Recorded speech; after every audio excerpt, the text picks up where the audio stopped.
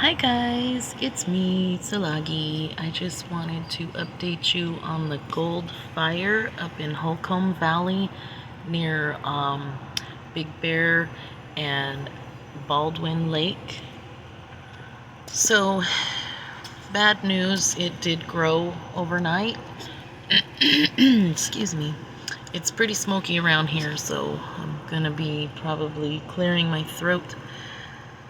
It's actually not bad today. Yesterday was worse for my area, but I feel like it's being blown away from us. Anyhow, this fire has grown to 936.2 acres. It's currently 5% contained.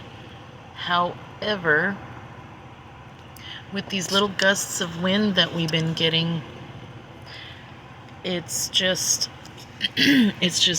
hit or miss. We're not sure if that's gonna make it flare up today or not. We do have kind of warm temperatures. It's not the hottest that it's been, but last year we had consistent 120 degree temperatures, and I don't wish that upon any of us. But right as the kids were starting school, it was 120 outside, like every day at noon. And that's not the case this summer, so it's kind of puzzling to me that it has been more mild compared to what we're used to, and yet the fire season has been one of the worst that I can remember. Like, I don't remember fires being this bad. Anyhow, let's get back to the Gold Fire. Current situation. The fire is being managed under unified command with San Bernardino National Forest and CAL FIRE BDU unit. The fire remains active with a moderate rate of spread, allowing for continued fire growth to the northeast. So that's why it's not necessarily coming in my direction, because I'm more south of the fire. But definitely places like Victorville and Hesperia over there in the high desert, they're probably going to have some of that smoke that we had yesterday. Where was I? Firefighters are working in steep, difficult to access areas. Some short range spotting has been observed. And I think I did read Holcomb Valley Campground is closed per U.S. Forest Service San Bernardino. So I did show you guys the other day the campground and was just kind of questioning like what actually started this fire. It's just a little campground that's really hard to get to for your average tourist. Hot and dry conditions are expected over the next few days. Overnight humidity recovery will be poor, and I will vouch for that. It's definitely a dry summer this year. Periods of elevated winds are expected each afternoon, though through Thursday. The combination of elevated winds and low afternoon relative humidity will create periods of elevated to near critical fire weather conditions. Currently, the Holcomb Valley Campground and Pinnacles climbing area are closed. In addition, the following Forest Service roads are also temporarily closed, as follows. And all spur roads. All spur, yeah. I don't know what that means, but these areas are closed to public access until further notice for public and firefighter safety. Yeah, so don't go trying to see the fire. Leave those roads open for the firefighters. I think at the very least, if they can't get fire trucks up there, they're probably riding off-road vehicles to monitor the situation and to map out hot spots and things. But please pray for the firefighters in all of these fires, because they really put themselves on the line for, to save our towns and cities. And sometimes other elements take over. Like sometimes it's nature, totally natural. Other times it's man-made disaster. Like, I don't know. I happen to believe that chemtrails are adding to the chaos of the dryness that we have here, and also just maybe making things flammable. That's just my theory. I don't know for sure, but my observation of the things that have been happening this year, I feel like is a result of the compilement of chemtrails over the last decade. And I don't know if that's a word I'm not allowed to say, but I said it a couple times. So right here is the flight path of how they're combating this fire. Let's go ahead and look at the current camera to see if there's anything we can see.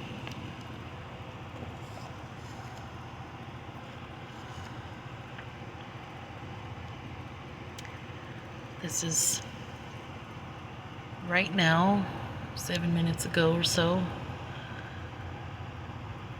So it's not that much smoke today. It looks as if it's pretty much burning in on itself a little bit. The wind is shifted just slightly. It's more northerly now, and rather than southerly, because yesterday it was coming down to the south area where we kind of getting smoked out. And then of course it's not very smoky in Big Bear, which is good news for anyone who's visiting the area. And I hope that you stay, even though there's a threat.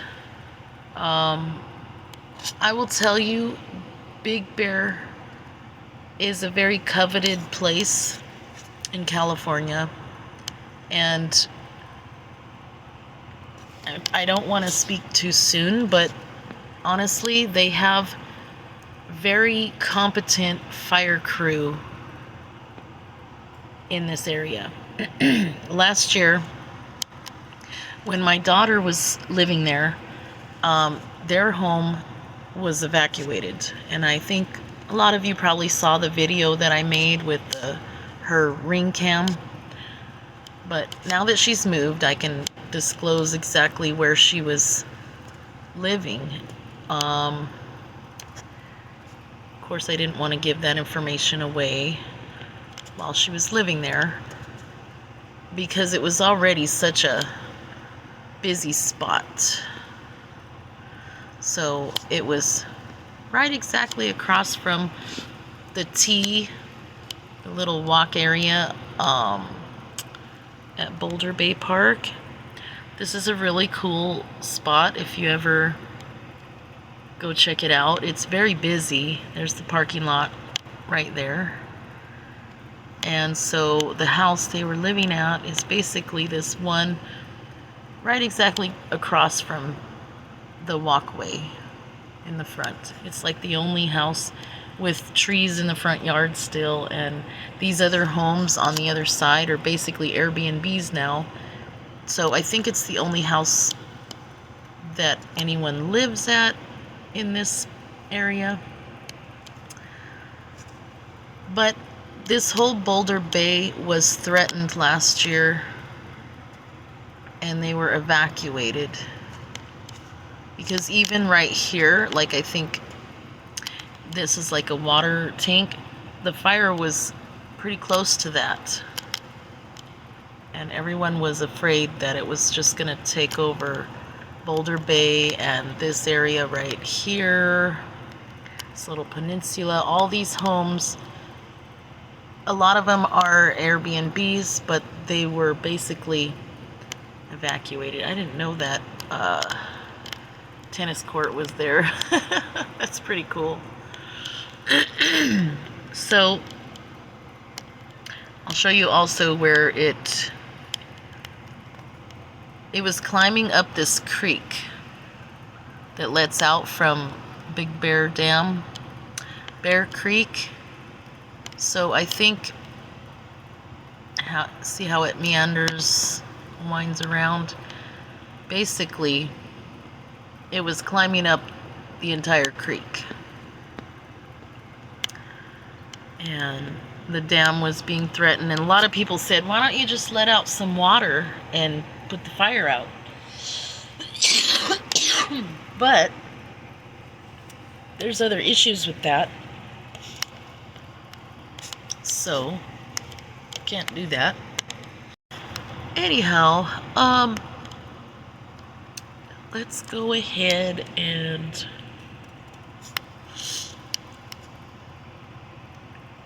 so the fire's up to 936, of course, and it's not gonna let us see anything. So this is the campground, I believe, that they closed down. Yeah, because hotspot is right here. There's the epicenter of the fire. If you got stranded up here and it closed in on itself, that's not good.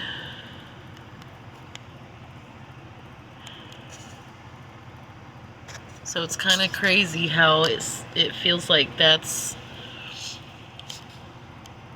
like the whole mountain, that's the whole valley, like the whole valley is on fire.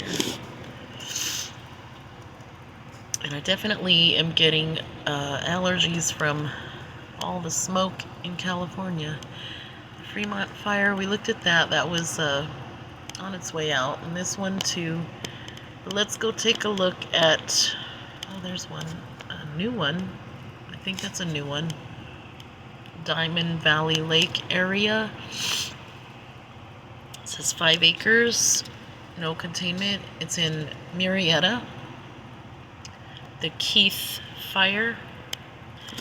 Air attack, both air and tankers and the helicopter and the copter have now been released, canceled from the incident per radio traffic. So maybe this one was put out. That's what it kind of seems like. They canceled it. All right. Rosa in the Santa Rosa Mountains, it has climbed significantly, but it is 5% contained, so they must have some sort of handle on it. But there is still evacuation order level 3 go for these areas. It's a big fire on the mountain. If we do get some smoke today, it would probably be coming from this one more so than the other in my specific area. Let's try to see what we can see with this Rosa fire. Trying to look at the camera. This is what the Anza Desert looks like. I don't see any smoke, but it's off to the right, so the camera's not really pointing in a very good direction. Oh, yes, there is some smoke. Not a whole lot. It seems like it's going out a little bit, but you never know. It's pretty big, 1,500 acres already, and that mountain is even smaller than Big Bear Mountain. So what did I say? It was 1,535.7 acres up in the Santa Rosa Mountains, the Cahuilla Reservation, right here, the tribe. Right there. And probably they are being evacuated. And that's really sad. I do feel very bad for the Cahuilla Indians my heart goes out to you right now, and I just hope that they can get this fire out ASAP. So, there is so many acres burning in California right now, particularly with this one, which exploded another 10,000 overnight, only 7% containment. Another 10,000. Every day this fire, the Gifford fire, is growing 10,000 acres. This is just, I don't know. I just feel like it's a little bit intentional. Maybe not. Maybe I'm wrong. But definitely try to keep you guys posted on it. I don't know what else to do other than keep looking at the cameras. And look at that. Looks like a war zone in some other country. And that's during the day. Like, it's blocking out the sun completely. I just saw a newscast that was talking about how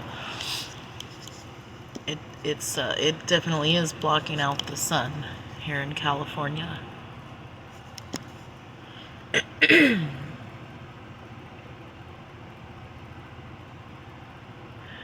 I mean, it seems already so bare in that area, but what you see there is dry grasses.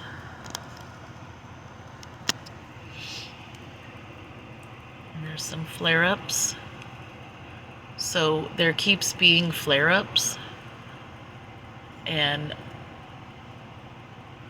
I would assume that it's being caused by embers.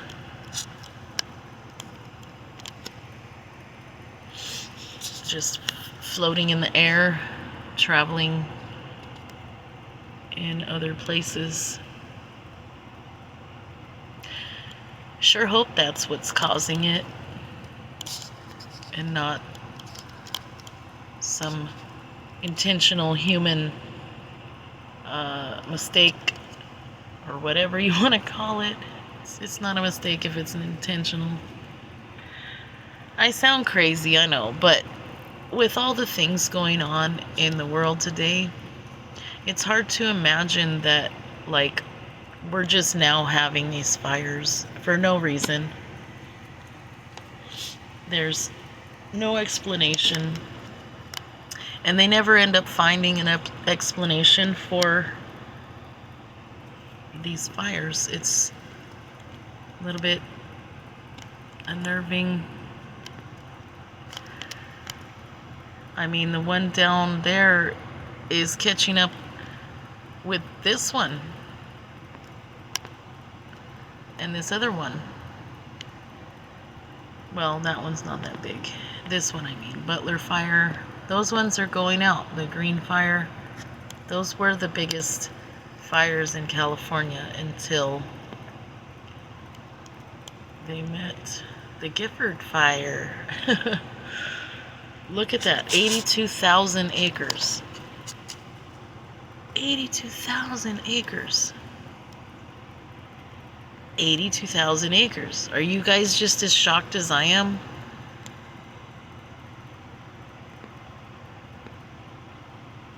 Near Santa Maria. Basically, this is the breadbasket of America, guys. Do you see all these farms? This is where we get all of our food.